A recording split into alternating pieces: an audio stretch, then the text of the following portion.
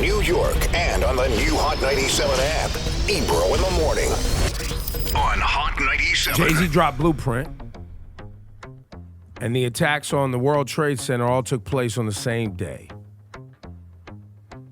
Rosenberg, would you say, your hip-hop historian mind, that Blueprint is still Jay-Z's best album? 100%.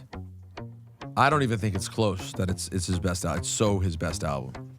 100%. And so poetic that it dropped on 9/11. It was like the soundtrack to how people was time. like getting through that tough moment.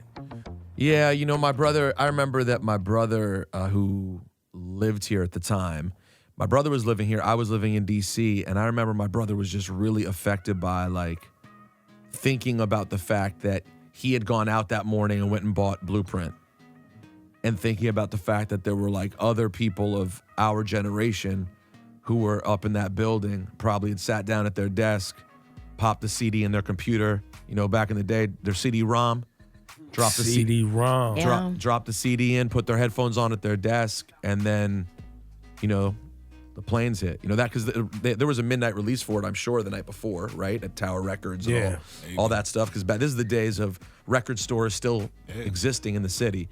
So I just always, to me, I always thought about the fellow hip-hop heads who lost their lives that day. You know, Well, it was 8:46, so it was the first plane hit. And, you know, I remember I was on the radio doing the news, and it was like, yo, some idiot flew a plane into the World Trade Center. That was my first response. I think it was Because a lot of people. You didn't know it was a passenger plane. You didn't know. You just was like, Well, plane. you couldn't conceive of it being a passenger plane. You couldn't really think that. Like, it could who be, would do that? Why it would didn't that even happen? It didn't even seem possible that it could be a like, passenger. you know, I was thinking it was like one of those, like, you know, Cessnas, you know, somebody like trying to fly, just doing something, and a complete mistake. And this is an important part, I think, for young people to realize in the story of 9/11. You have to understand that there was a bombing at the World Trade Center in 93. That B.I.G. raps about. A lot of rappers rap about. When he said blow up like the World Trade, he was referring to the explosion at the World Trade Center in 93. And I was in New York all the time at that time in my life. And that was just it was a big deal. The World Trade Center bombing in 93 was a big deal. So then when the plane hits it in 2001, at first you're like, oh, damn, something else crazy at the World Trade Center. You're not thinking the way it would play out was even humanly possible. Yeah, you know? I remember I was living on Eastern Parkway in Brooklyn, and I remember seeing the smoke from Brooklyn over Manhattan, this big black cloud of smoke. But hearing that that something happened at the World Trade Center didn't seem as dramatic or as large as it is now. It just felt like the trains are down. There's always something. You know what I'm saying? Right. That was really the thing. It was like everybody who needed to go to work or who was trying to go to school or whatever it was could not get into the city, because all of the trains were down that went into Manhattan. So you weren't really thinking too much. It was just like, here goes another day in New York City. You know, there's a fire going on. It's a pretty big deal, but I need to get to work. People walking their dogs. I remember I woke up late and I was going to school down at BMCC. And I woke up late and I walked, and I was living in Inwood in Washington Heights, and going to a train station, and everybody was, I was like, why is everyone weird? Right. And the guy at the teller was like, he didn't even know how to communicate. He was like, no trains. And I was like, but why? Right. And he was like, you haven't watched the news? And I was like, I don't know what you're talking about. I was so confused. I remember walking back to my apartment and turning on the television and not processing it. I couldn't understand. Trying to call my roommate at the time, trying to get, in touch with her. I remember she had to walk from downtown all the way uptown because what else could she do? Yeah, it was confusing. It was confusing. So you didn't really know what it was. And that Biggie Smalls, as you said, that kind of desensitized the situation a little bit. Because it's like, oh, World Trade Center again. Of course, that's a target. Somebody's trying something and they messing up our day. I wonder how many young people there are who either somehow confuse dates, and when they hear Biggie say blow up like the World Trade, somehow think it's about 9/11. Probably. And then how many people just don't understand what he's even talking about because, of course, Biggie wasn't alive when 9/11 happened. Right. But it was, I think one thing that's important to remember that we often forget about, particularly in this time when our country is in such a divided, terrible state, there was, after the there was a beauty to the way that people came together that I know that we can dive deeper into it and find all the terrible things that were as a result, the anti-Muslim rhetoric.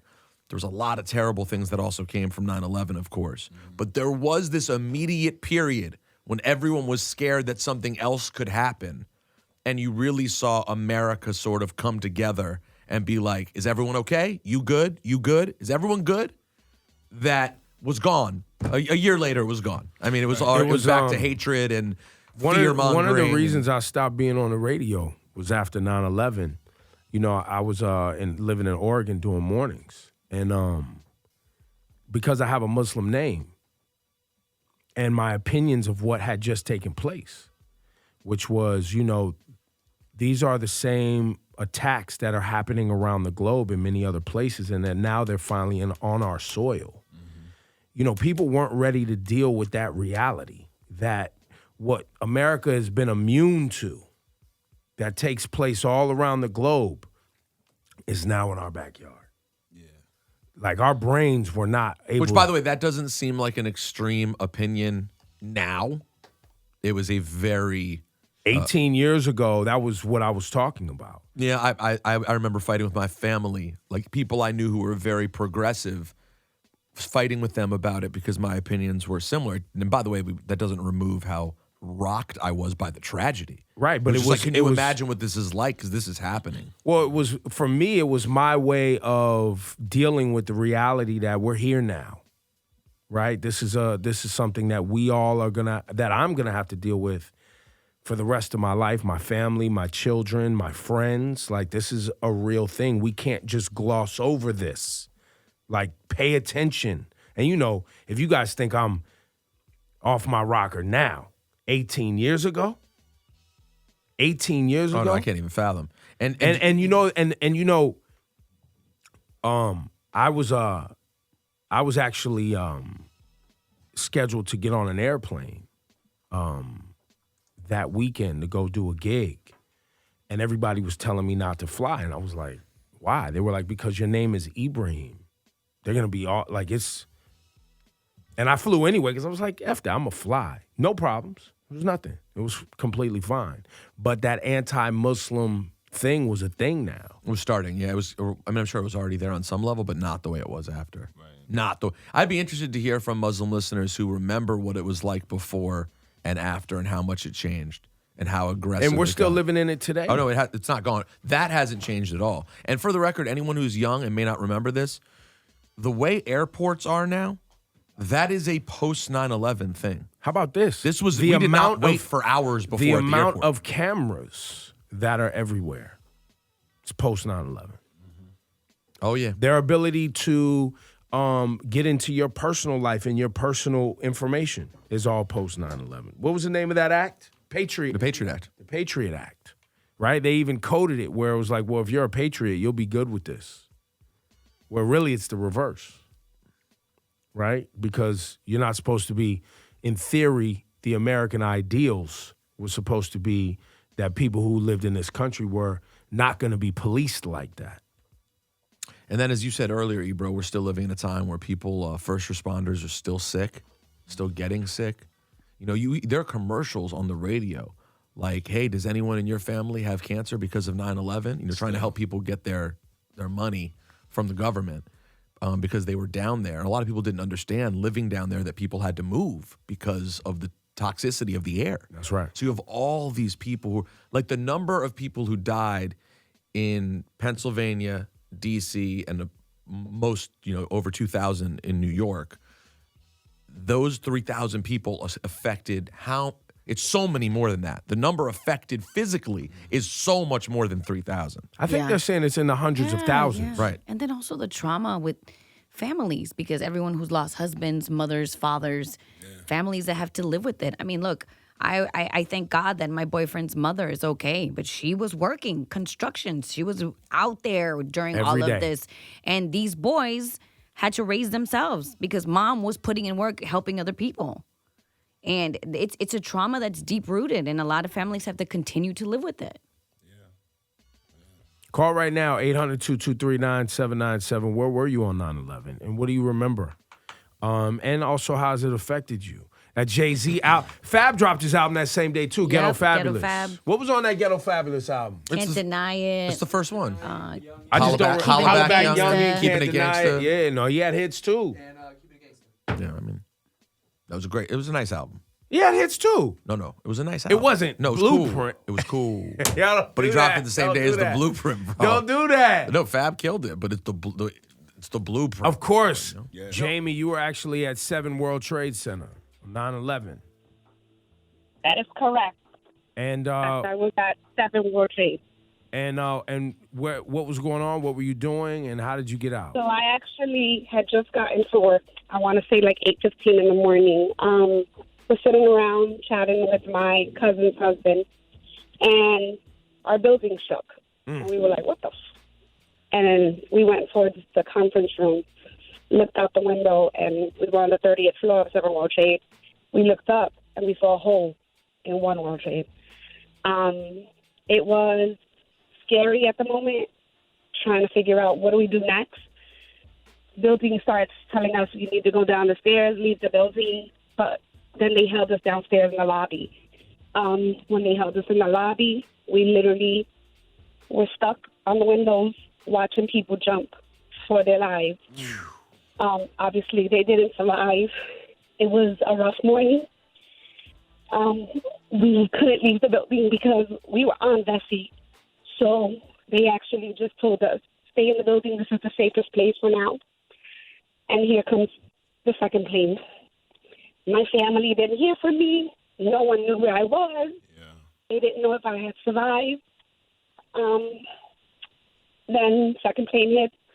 They finally say, we got to get you guys out of here. But they don't know how to get us out, right? Because now we're on DC. And we're literally right under all the debris that's falling. We're watching people continue to jump. They finally get us out and say, walk away from the building. Try to make your way away from the building. At this moment, we're still confused. We didn't know what was going on, what was happening. But I made it out. And my mom's still in the Bronx, not knowing if I made it out because I couldn't get in touch with her. I couldn't get in touch with my family. Yeah, no, everything was communication was a wrap. Totally. Trying to figure out how I'm going to get home. One of my coworkers and I just held on to each other and we're like, we're going to make it back home. We're going to go to the Bronx. We're going to, even if we got to walk. I remember we made it to 23rd and 5th. And there was an express bus, like the last express bus going to the Bronx. And the bus driver was a real jerk. He said, if you don't have any money, you're not getting on this bus. And my coworker was like, I have cash. You're going to have to take whatever I have. I'll pay for everybody that I can because we need to get on this bus. We need to get out. We got to the Bronx, I want to say 2 or 3 hours later, right, because of traffic. Everybody's trying to get out of New York. Traffic was crazy. But to see the love, the people just coming together, we were like stuck on 5th probably, I want to say on 5th Avenue, and people were just jumping in other people's cars, jumping on the back of people's pickup trucks, just trying to get home to their loved one. Yep. Now, in my neighborhood, I was one of 2 who worked in that area. This one woman worked at the Marriott within the World Trade. She made it out quickly enough that made it home. When I got home, it was like, wow. My whole neighborhood was outside waiting for me to come home because they didn't know if I was going to come home. But my mom's face when I saw her was like, wow, my daughter's here. She made it home. To this day, I have post-traumatic stress from it. I can still see what I saw that day. It's hard to deal with, and I have a 7-year-old daughter now, and in kindergarten, she learned about it. And she came home one day and she said to me, Mom, what is this? What happened on this day? And I had to explain to her. And this morning while we were in the car, she goes, you were talking about it this morning. And she goes, Mom, everybody's talking about it. But I'm happy you're home and you made it and I'm here today. That made me feel a little better today because I survived and there's a lot of people that did it. Yeah, that's facts. Thanks for your story, Jamie. That's amazing. God bless. Yeah, man. Thank you, guys. I listen to you every morning. And today specifically, I was like, you know what? When I'm driving into Jersey City, I'm going to keep listening, and I'm going to try to get through to them so I can tell them my story, because it's not, it wasn't easy. Look, and it's today's the day where we all come together and we send up love and light and prayers, and we remember people who lost their lives, and we celebrate the individuals like yourself who survived and the people who helped you survive also. We celebrate all of that. But yeah, that's why the hashtag is never forget, because I don't think, we should be taking for granted, how fast things can go the wrong way. And that's what I told my daughter this morning. I said, Mommy, I'm here today, but in the blink of an eye, I could have been gone. Now, because it happened too quickly. And Building 7 eventually collapsed later that day, correct? That is correct. And I work for Citigroup, and they held a lot of the floors there. And eventually, when we got home, we got the call that we didn't have a place to go back to work. And it took us a while to finally get back to work. Maybe I want to say a month, and then I went back to work in Rutherford, New Jersey for a little bit until they figured out the situation. But I must say, City was really good to all of the employees affected by it. Checked in on us every day. It amazed me just that day watching an executive stick around till every employee went home. Mm-hmm. And shout outs to her because, as we all know, executives are first ones to go. But this woman stood there, waited till everyone went home, checked in on everybody every day to make sure we were okay, got us all counseling when we went back to work. City was really amazing when this all happened. And, you guys said earlier, it brought everybody together. And then a year later, it was back to the regular, nonsense. The hate and no love. And that's what we're living now. And it's really sad to see that this is the world we live in, and that we have to raise children in this. Thank you so much for sharing the story. Thanks, Jamie. Run Thank you, Jamie. that song cry, guys. Thank you, Jamie. And we send love, respect. Like I said, love and light, everybody affected. And we'll do a moment of silence at 8:46 a.m. as well. It's Hot 97.